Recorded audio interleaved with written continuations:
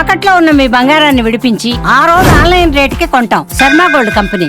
ఏరు దాటినాక ఓడమల్లన్న, ఏరు దాటినాక బోడిమల్లన్న అంటారు కదా. ఈ సామెత మీకు గుర్తుకుందా? ఇప్పుడు మైక్రోసాఫ్ట్ ఇటువంటి పని చేసింది. ఒక్కసారి మైక్రోసాఫ్ట్ ఎందుకు ఈ పని చేసిందని ఎంటర్ అయ్యి చూస్తే ఒక విచిత్రమైన విషయం తెలిసింది. తాజాగా మైక్రోసాఫ్ట్ 6,000 మందిని ఉద్యోగాల నుంచి తొలగించింది. ఈ 6,000 మంది ఎక్కడ పనిచేశారని ఆరాధిస్తే ఆర్టిఫిషియల్ ఇంటెలిజెన్స్ని డెవలప్ చేయడం కోసం పనిచేశారు.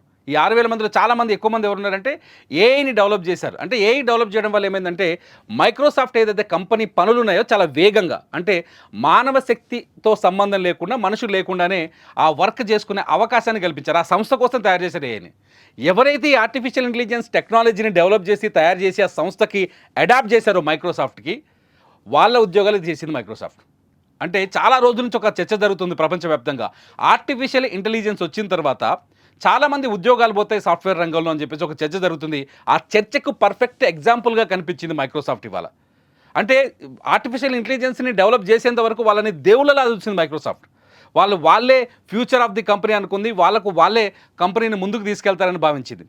అట్లా బిల్డప్ కూడా ఇచ్చింది. కట్ చేస్తే ఎప్పుడైతే ఆర్టిఫిషియల్ ఇంటెలిజెన్స్ ఏఐ డెవలప్ అయిందో, ఏఐ వచ్చిన తర్వాత వాళ్ళ పనులు వేగాన్ని పెరిగాయో, వాళ్ళ పనులు, కంపెనీ పనులు వేగం పెరిగిందో, అప్పుడు వీళ్ళు అక్కర్లేదు అనిపించింది, తీసి పడేసింది. ఒకసారి చూడండి, మీకు గూగుల్లో రివ్యూ చేసి చూడండి. మైక్రోసాఫ్ట్ ఆర్టిఫిషియల్ ఇంటెలిజెన్స్ అంటే వాళ్ళ ఉద్యోగాన్ని పోగొట్టుకునే పనిని వాళ్ళే డెవలప్ చేసుకున్నారనమాట. అంటే వాళ్ళు ఉద్యోగాలు పోగొట్టుకునే సాఫ్ట్వేర్ తయారు చేసుకున్నారు అనిపిస్తుంది ఒకసారి చూస్తే.